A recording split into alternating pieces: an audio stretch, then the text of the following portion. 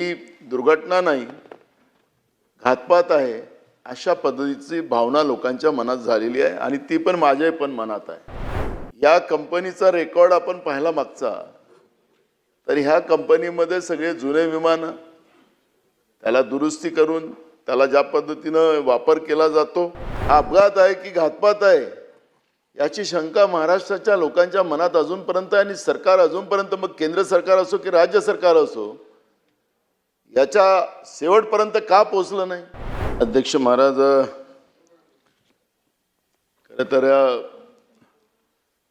इतके वर्ष या विधिमंडळाच्या कामकाजामध्ये हजर राहण्याचा मला योग आलेला आहे। जवळपास 30 वर्ष मी इकडे काम करतोय, पण एवढी दयनीय परिस्थिती विधिमंडळाच्या कामकाजातली मी पहिल्यांदा पाहतोय आणि त्याच्यामुळे सरकारला जो पाशवी बहुमत आहे त्याचा माज आलेला काय अशा पद्धतीची परिस्थिती आता निर्माण झालेली आहे।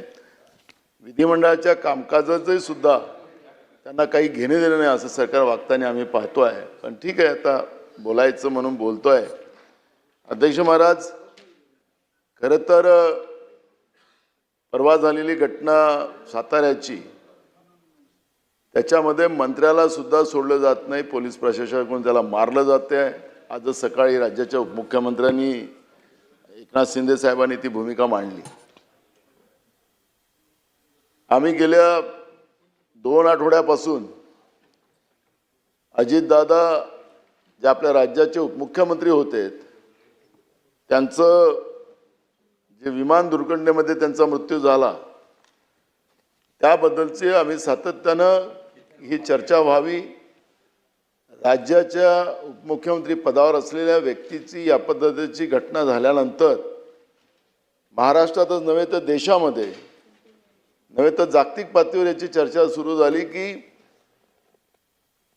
एखाद्या महत्त्वपूर्ण पदावर असलेल्या व्यक्तीचं विमान दुर्घटनेमध्ये आणि लँडिंगच्या वेळेस अशा पद्धतीची दुर्घटना कशी होऊ शकते, अशा पद्धतीचे अनेक प्रश्न निर्माण झाले आणि आज महाराष्ट्राच्या लोकांच्या मनामध्ये ही दुर्घटना नाही, हे अपघात, ही दुर्घटना नाही, घातपात आहे अशा पद्धतीची भावना लोकांच्या मनात झालेली आहे आणि ती पण माझ्या पण मनात आहे।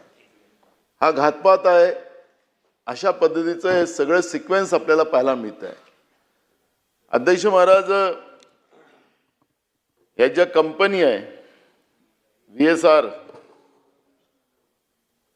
या कंपनीचा रेकॉर्ड आपण पाहिला मागचा, तर ह्या कंपनीमध्ये सगळे जुने विमान त्याला दुरुस्ती करून त्याला ज्या पद्धतीनं वापर केला जातो आणि याच्यामध्ये ज्या पद्धतीनं आपण पाहिलं असेल अध्यक्ष महाराज, की घटना होऊन आता जवळपास 2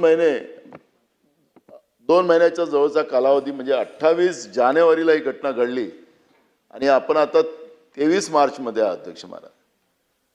म्हणजे एवढ्या मोठ्या कालावधीनंतर सुद्धा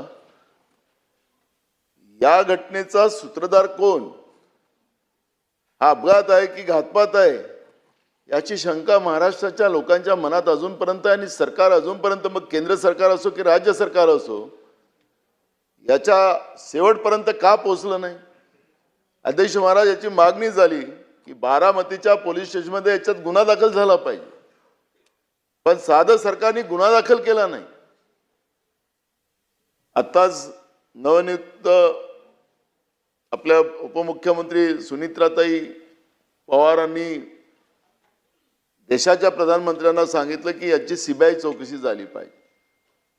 अजूनपर्यंत CBI चौकशी झाली नाही, म्हणजे हे सगळे संशय जे आहे ते उलटं वाढत चाललेलं आहे।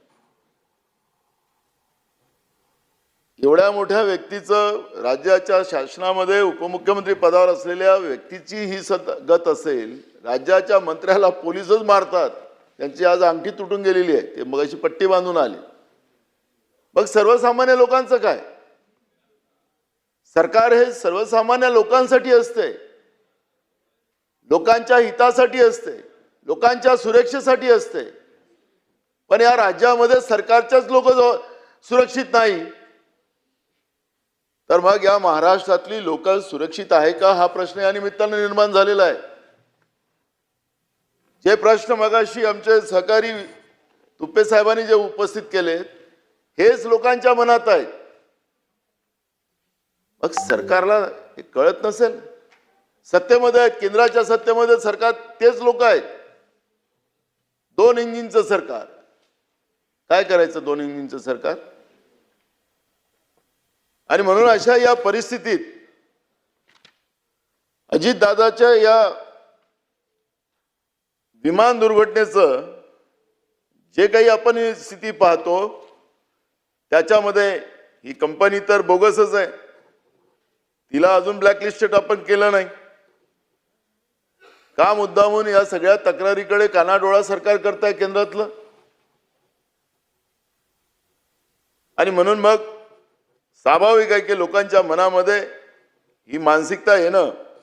मग याच्यामध्ये कोणी कट रचला असेल? कटामध्ये तर हलके लोक तर नसतील, खालचे लोक सगळे मोठेच असतील, कारण विमानातली दुर्घटना आहे. अनेक लोकांची नावं पुढे आणलीत. आपल्या विधिमंडळाचे आपले सहकारी रोहित पवारांनी तर बारामती पासून तर दिल्लीपर्यंत रोज नवीन नवीन प्रश्न उपस्थित केले. अनेक केंद्रातल्या नेत्यांना जाऊन भेटलेत, पण त्यांच्या आवाजाला कुठं थारा लागत नाही अशी परिस्थिती लागलेली आहे. DGCA एक उत्तर मधल्या काळात दिलं की म्हणाला की झाडाला आपटलं आणि म्हणून त्या विमानाची दुर्घटना झाली.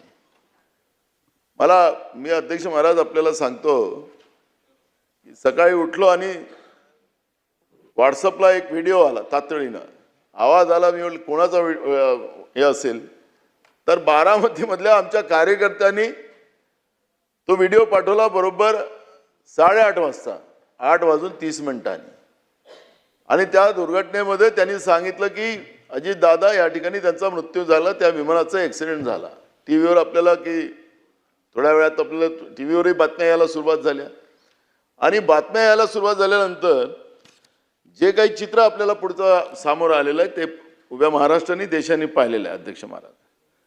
अध्यक्ष महाराज त्यावेळेस आपण जे चित्र पाहत होतो, जे टीव्हीवरही येत होतं, कुठं फिजिबिलिटी नव्हती तिथं. अध्यक्ष महाराज फिजिबिलिटी होती. विमान उतरत होतं, ते स्पष्ट दिसत होतं. ते तिरछं विमान उतरलं आणि तिथंच ते ब्लास्ट झालं. तिथून ते नांदेडला जाणार होतं असं काही सांगण्यात येत होतं. मगाशी तुपे साहेबांनी जे काही प्रश्न त्याच्यात केला की त्याच्यात इंधन जास्त भरलं होतं काय, आम्हाला जे कळलं की त्याच्यानंतर ते नांदेडला जाणार होतं. आणि मग हे जे मेंटेनन्स आणि ह्या सगळ्या गोष्टी त्या ठिकाणी पुढे येतात आहेत.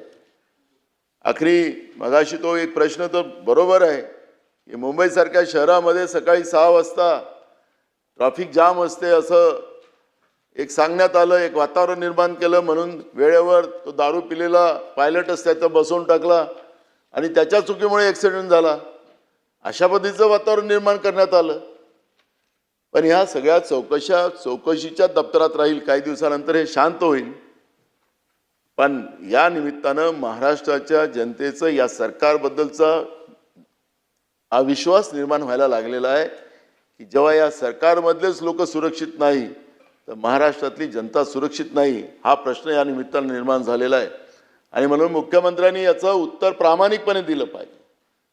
उत्तर देण्यात एक्सपर्ट आहेत, मला माहिती आहे. पूर्ण कायदेशीर वकील, ते वकीलच आहेत पेशानं, आणि ते उत्तर कसे देतात ते आपल्याला सगळ्यांना महाराष्ट्राला आता पाठ झालेला आहे. कोणाला क्लीन चिट द्यायची, कोणाला नाही द्यायची, त्याच्यावरचं ते एकदम ठराविक कार्यक्रम असतो त्यांचा. आणि म्हणून आम्हाला या अजितदादाच्या या विमान दुर्घटनेमध्ये वास्तविकता काय नेमकी याच्याबद्दलचं पूर्ण माहिती या ठिकाणी द्यावी. ATCचं असेल त्यांना, कारण की केंद्राचं सरकार आपलंच आहे, त्याच्यामुळे तुमच्याजवळ सगळे ते रिपोर्ट असतील. त्या पद्धतीचं एक माहिती या निमित्तानं राज्याच्या जनतेला त्यांनी द्यावी